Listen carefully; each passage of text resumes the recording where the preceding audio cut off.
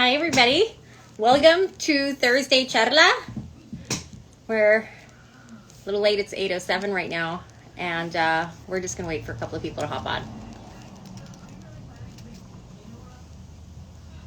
Oh boy.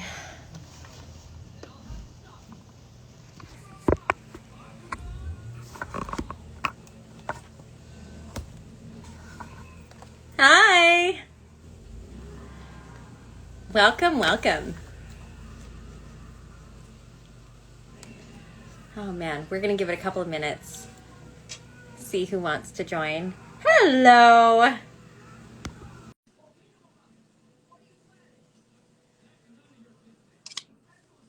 Let's see who shows up. Hey, Hi, how are you? I'm good. Thank you. How about you? I'm good. I just got in from doing some yard work, so I'm like really sweaty and sticky and kind of gross, but whatever. Oh, whatever. Yeah. Whatever. Do How you are you? feel good though?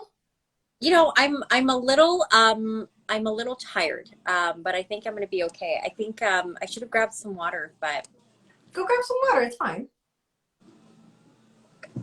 Yeah, go grab some water. Yeah.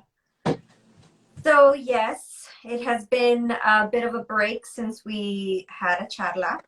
Um, Knock wood that, everything goes well during tonight's chatla, just because like I feel, hi Kanish, it's so nice to see you. Yeah, because it's been 2 weeks and I feel rusty. Like I was telling Tanya, I was like, I'm excited, but now I'm like, oh gosh, like I know we have like things that we're going to talk about, but at the same time it's like I don't know, like I don't know if I'm good at talking anymore. um so yeah, it's nice to see you all. Tanya got her water. Good. Glad I that you're did. getting water. Yeah. Yeah, I need to hydrate. Hey, baby girl. What's up, Kenesha?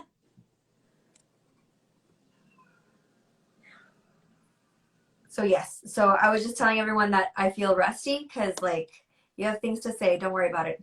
Thanks, Shanik. But yeah. But yeah, I'm just rusty. Oh gosh, I'm getting old texts. I think my poor computer has been off for a few days.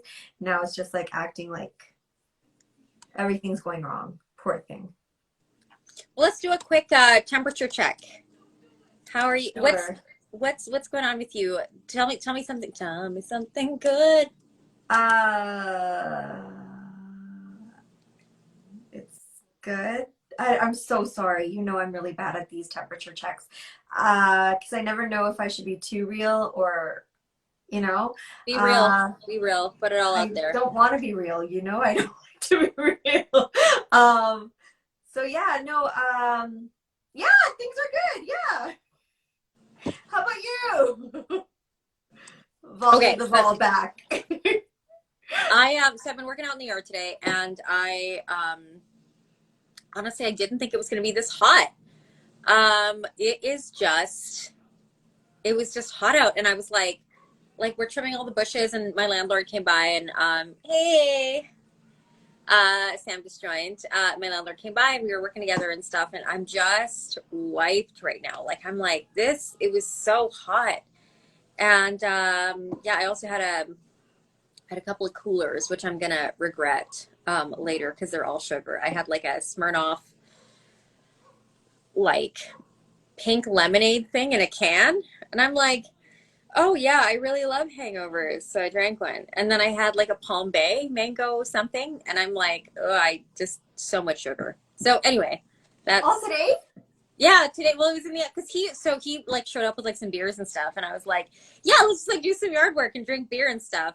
And I was like, I have these coolers, and I shouldn't have had the coolers because they're all sugar. And I'm like, I'm very sensitive now to like sugary, concoctions. So anyway, I'm gonna be super hungover, and I need to drink lots of water. That's Unless what I you need to do. hydrate. So let's be proactive and get all the liquids, all of the Mm-hmm. hydration.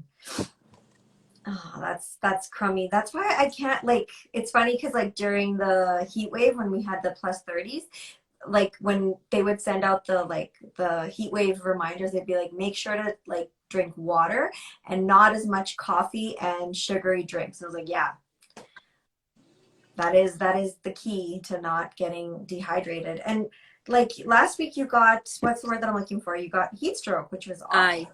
Yeah, I got heat stroke, and then Mm. I overworked myself, so I was suffering from like well, I just it was overexertion is what it was. And so I did a number on myself last week. Last week was hard. I just like worked until I like felt nauseous, and then I was like, oh, I don't feel good, let's have a panic attack. Like it was the worst. So anyway, I'm fine now.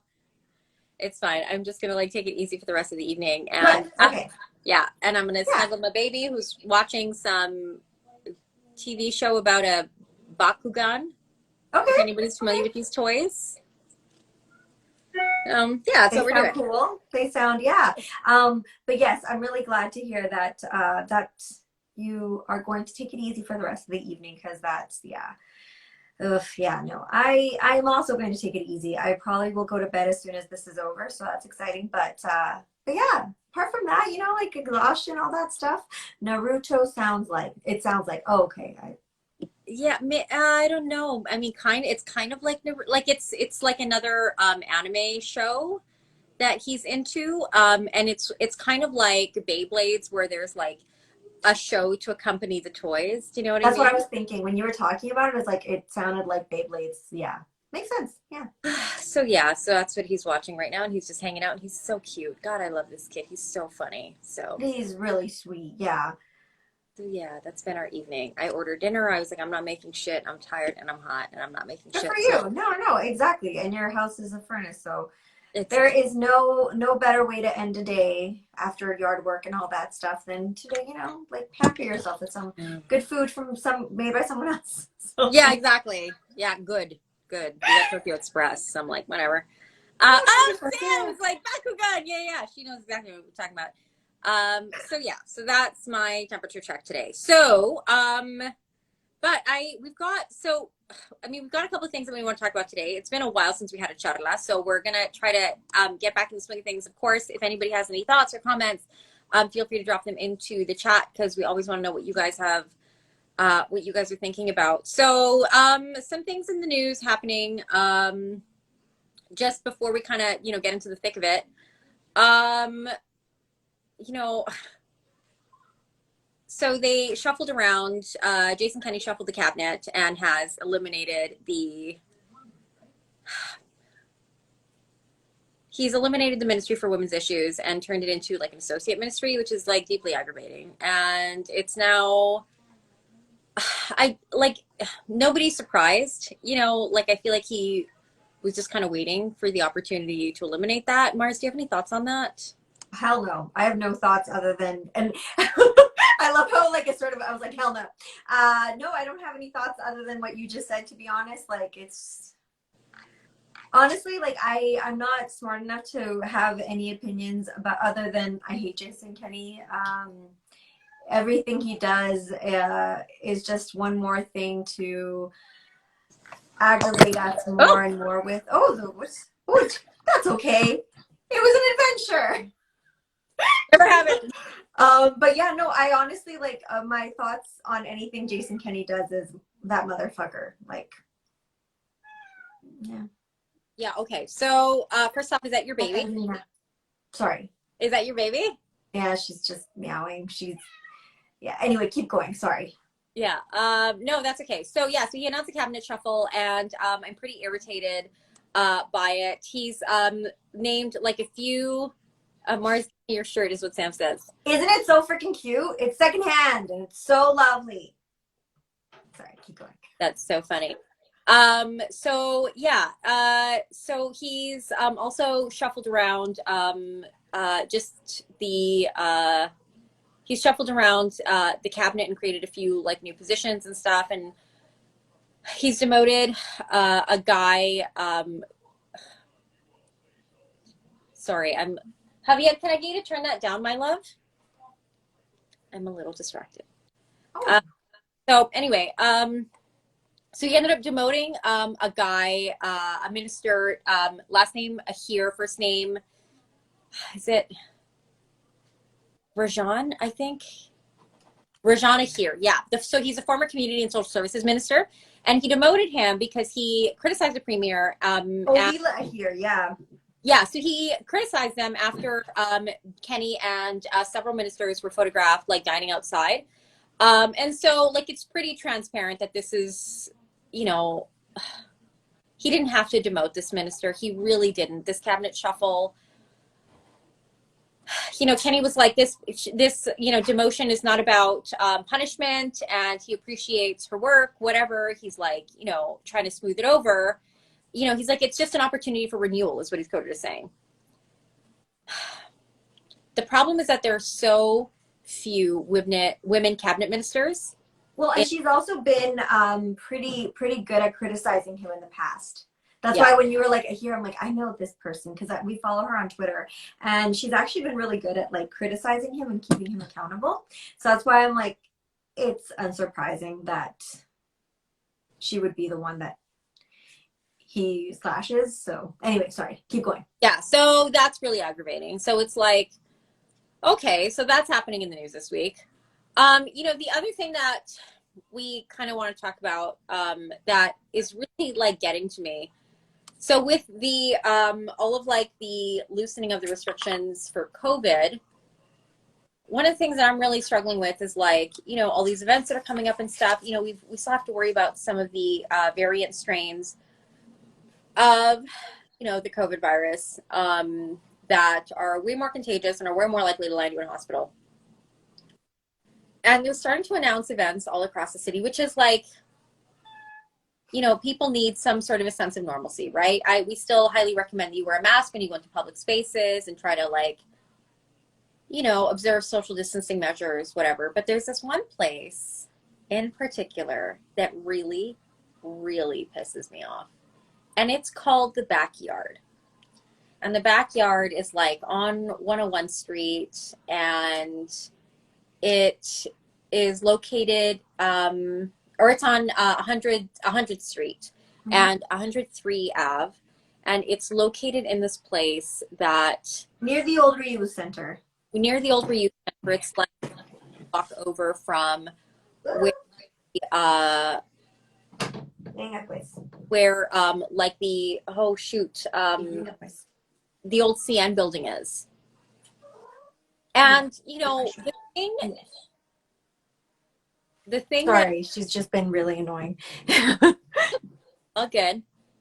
You know, the thing that really gets me is that, you know, that was a space that was kind of sitting as an empty yard for a long time. It was sitting as an empty space for a long time, and they set up some sea cans, and you know, we're like, you know, building out this like really great outdoor space and stuff. The problem with that is that so many houseless people were displaced to create like an empty gated area. They're hosting like, you know, pop-ups and music and that kind of thing, and all this stuff is like well and good, but it's like, you know, it's just it continues to gentrify that area. And there's such a disdain for houseless people in the city in general.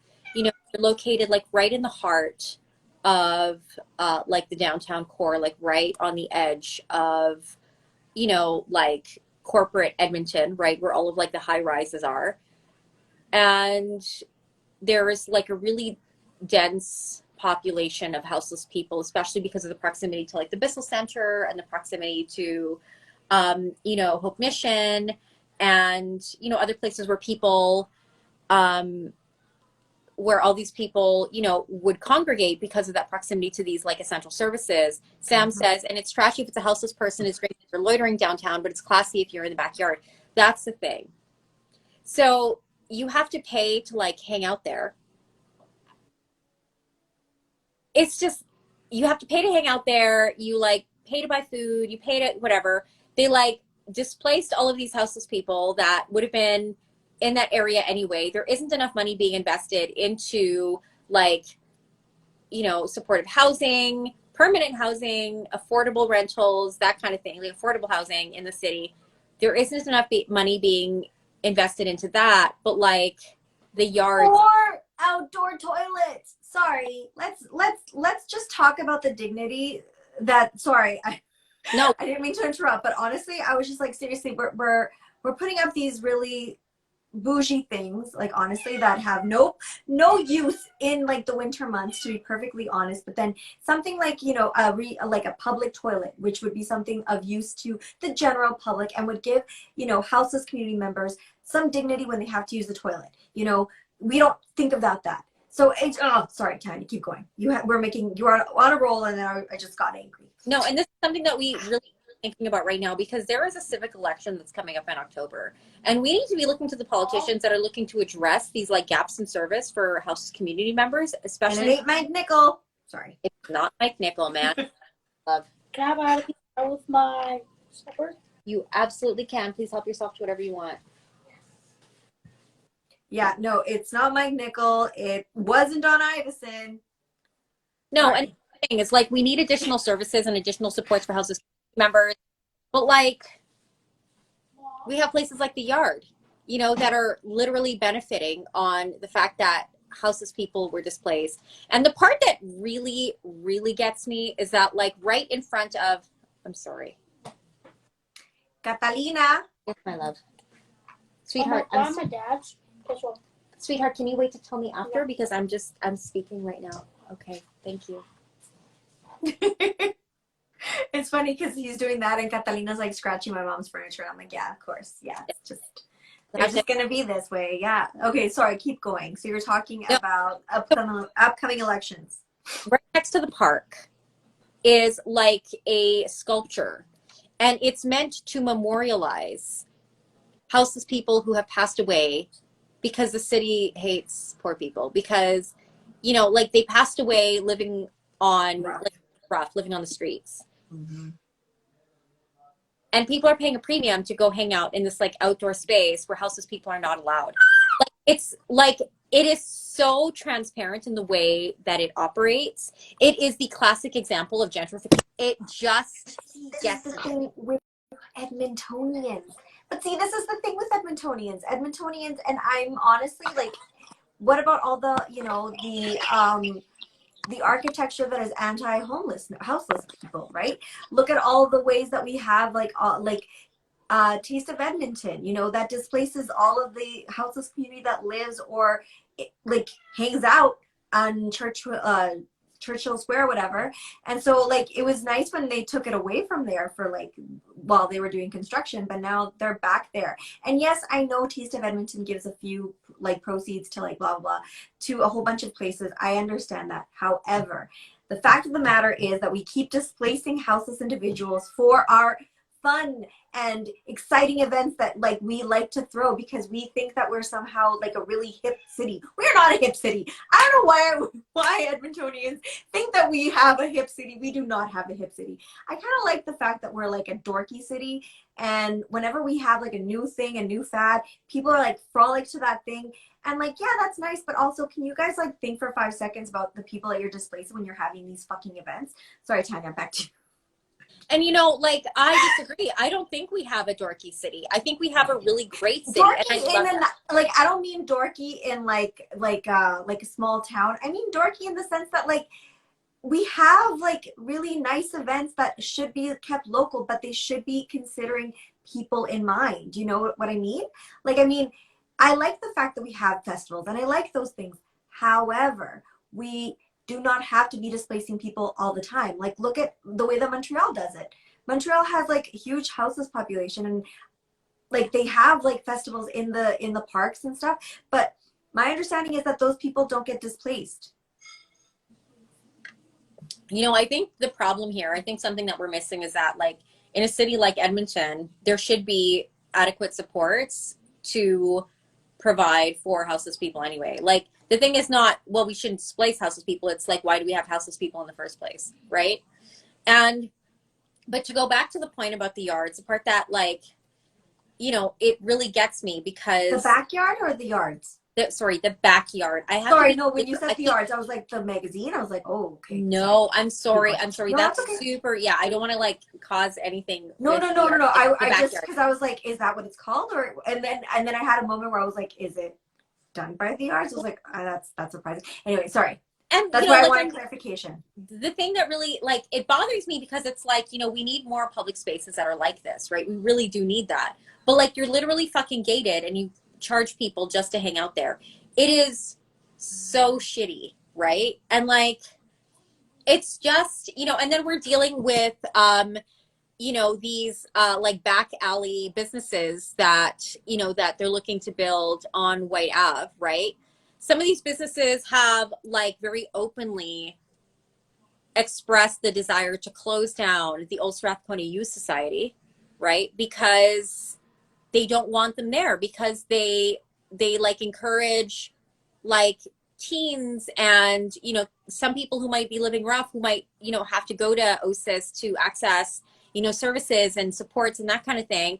And it's just like, okay, so poor people are an inconvenience to you, so you just want them gone. And they've been there for like 30 years, and like, I'm sorry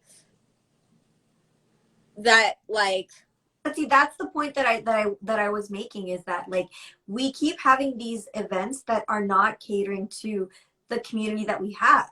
They're displacing these people.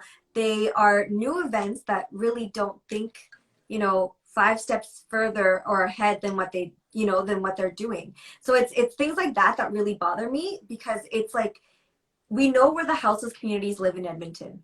They're very, like, we know where they are. And we're trying to make these like communities more palatable to like the elite of the city. So we keep having these really nice festivals, and we keep having all these nice things.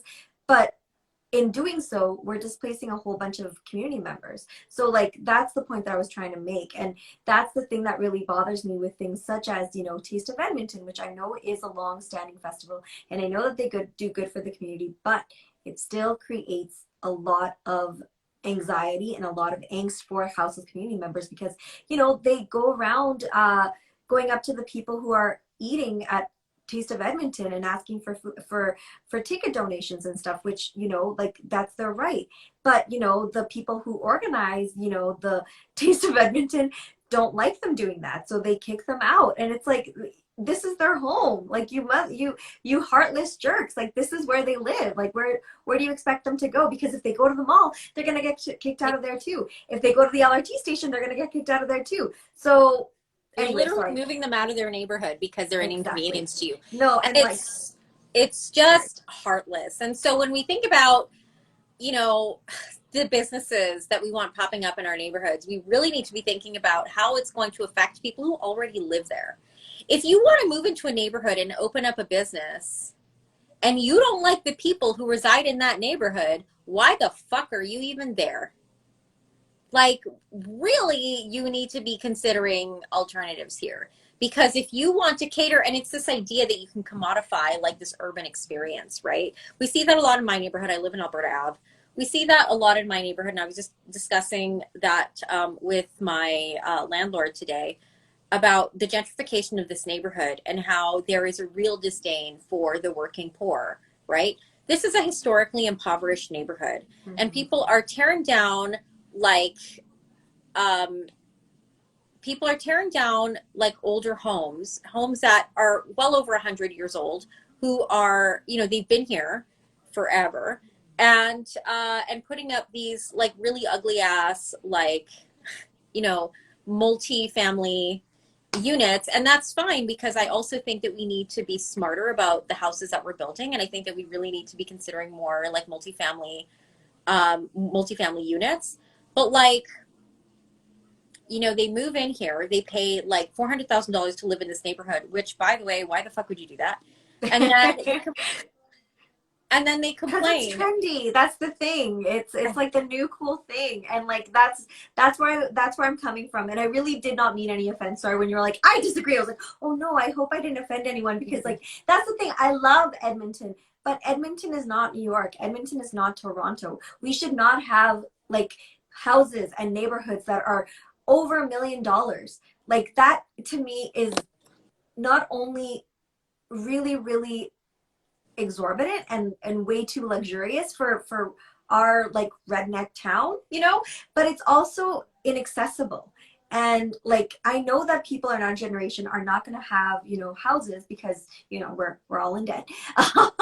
But shouldn't we make it more accessible? Like, shouldn't we be thinking about long-term solutions so that people who are in our generation want to, you know, plant roots here and or plant, you know, like start their families here instead of going to like a more cheaper like city or whatever. And that's what happens. Like some people have gone to Vancouver, which is way more expensive, but that's another story. But some people are thinking about going to like Saskatchewan, Manitoba, where things are like slightly less expensive than they are here. And like that's totally their right. Like if they want to have a family and be able to afford a house, I get it.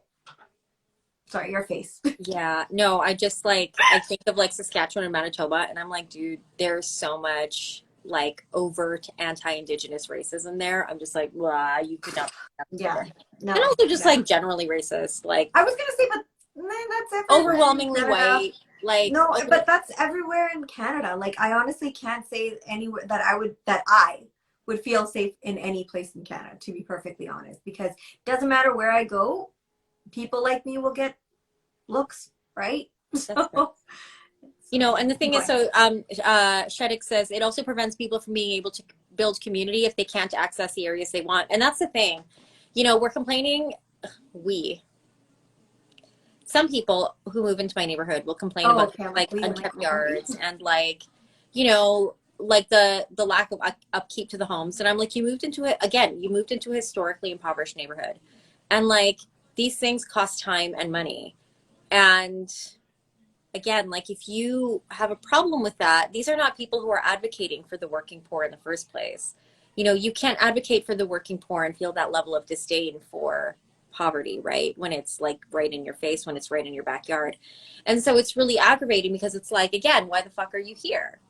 Like if you don't actually like the people in this neighborhood, why the fuck are you here? But you know why they're here. You know why they're there, right? Like they like the neighborhood. It's like the new trendy place to live. It's art. It's Alberta Avenue. It's one of the biggest newer art scenes in the city. Like I understand why, and I know that you're asking like rhetorically, like why are you here? But like we all know why they're going en masse to go there, because they're beautiful character homes and they want to be surrounded by those big trees. But the fact that there are, you know, impoverished people is something that they want to push out. So that's why they're doing things like being completely unwelcoming and unfriendly to like the people who don't upkeep their yards. It's because they don't want those people there. They want to make them feel undesirable.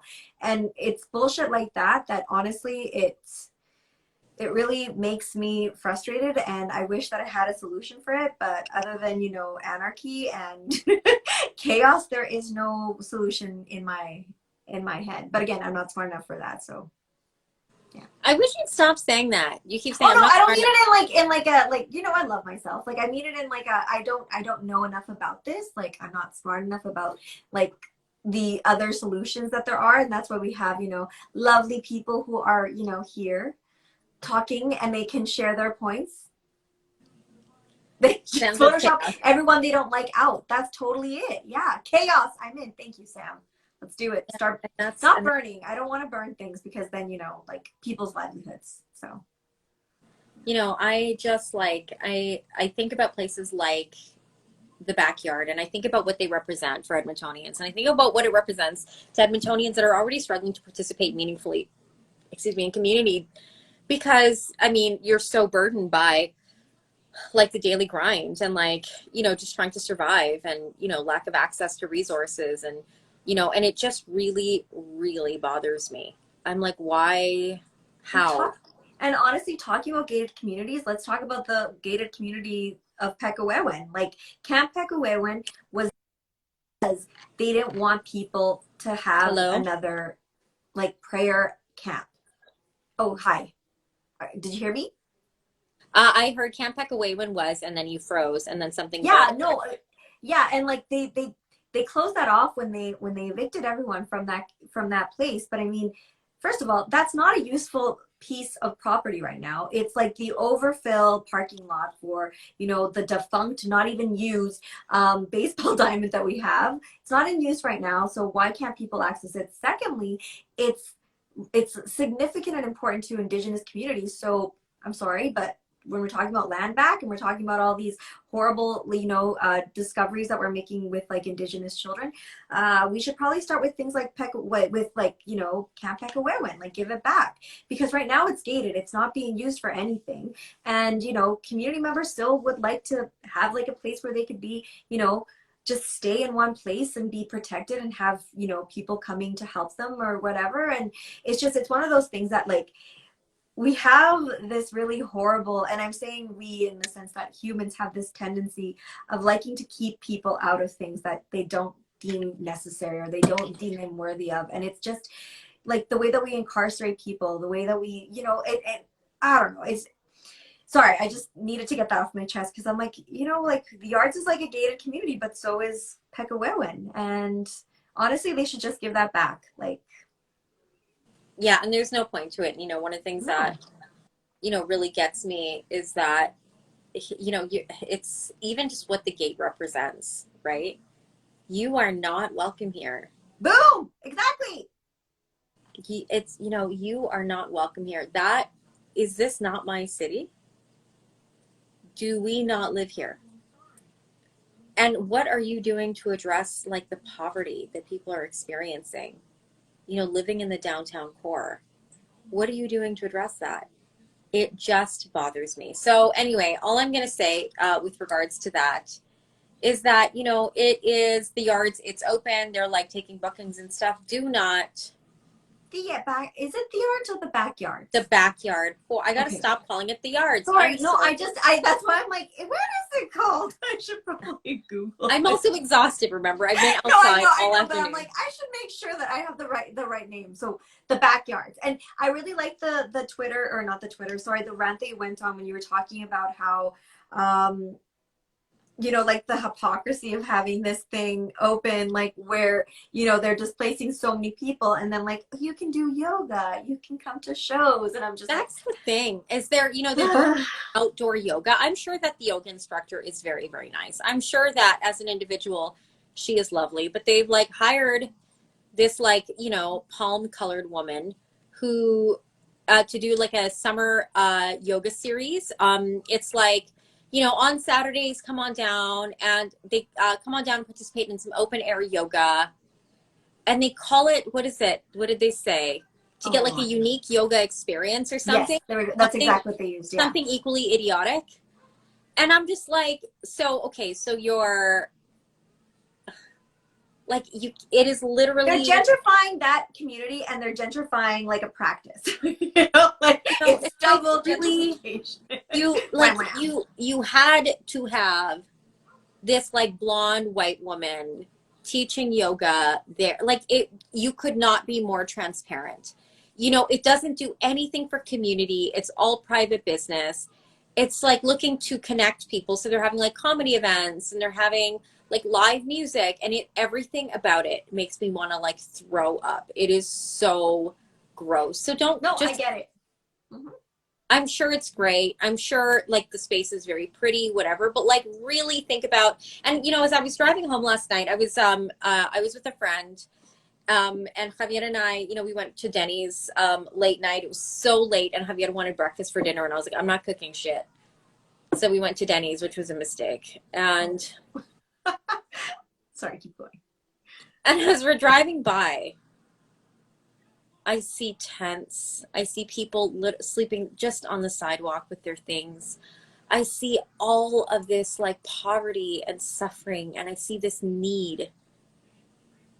And the backyard with its like locked gate. And I was like, I fucking hate you. So anyway, just when we're supporting local businesses and we want to see people do well, we can't just be support local for the sake of supporting local. We need to really ask ourselves, what are these people doing to benefit community? Who benefits from this business? What is my money going towards? If you can ask yourself that question, and if you have the financial means to support other places, and I would argue that if you're going to the backyard, you probably can, go somewhere else. Mm-hmm. Just go somewhere else. And like, I'm a huge fan of Strathcona Spirits, but like they're like a supplier there. They've got like a little thing set up. I'm just like, oh, go away. It just really rubs me the wrong way. So anyway, Marcella, it looks like you're buffering. Maybe I'm the one who's frozen. Did you hear me? Yeah, you were buffering. Like I was I don't buffering. know what Okay. happened though, but that's okay. You said that oh gosh. You said the thing about Strathcona Spirits and then just go away and then it froze on that. Okay. Well, anyway, all I was going to say is if you can afford to spend your money there, please Yeah. consider finding a different place Alternatives. because Yeah, for yeah, sure. if you're looking for a night out, just don't go there. Just don't. Like there are so many other great opportunities and venues here across the city that you could be supporting. Just don't go to places like that like actively benefit from the displacement of houseless people Mm-hmm. that do literally Oh, yes, for sure. that like, can only thrive while others suffer. Don't give them your money. No, thank you. Like, No, honestly, that's the perfect way to end. And before we end though, plug. Prairie Sage Protectors and Treaty 6 Outreach are looking for donations. Just for some information, Prairie Sage Protectors, they convene every Sunday at Mary Burley Park, which is a very, very beautiful park, but it is completely ignored by the city. The city doesn't care about this park, and even though it is gorgeous and it is at the very entrance of Chinatown, you would think that they would try to keep it pretty, looking nice, especially because it's also named after, it's in commemoration of like the Black Angel. That was her name. Mary Burley was a Black woman who, she was the first volunteer for the Bissell Center, and she's done a lot. She did a lot for Edmonton's community. The family has been advocating to get that park more recognition and more attention, and yet falls on deaf ears, as most things do in the city. Sorry, I'm very salty today. But yes, just if you can, please donate to them. Their email address is Prairie Sage Protectors, one word, at protonmail.com. And also, as always, Treaty 6 Outreach is looking for donations, and their email address is treaty6outreach@gmail.com. I believe. Oh gosh, it is. we haven't done it. Is okay. I'm like, we haven't shared this in a while. Getting rusty. But yeah, so like Tanya was saying, I echo those statements.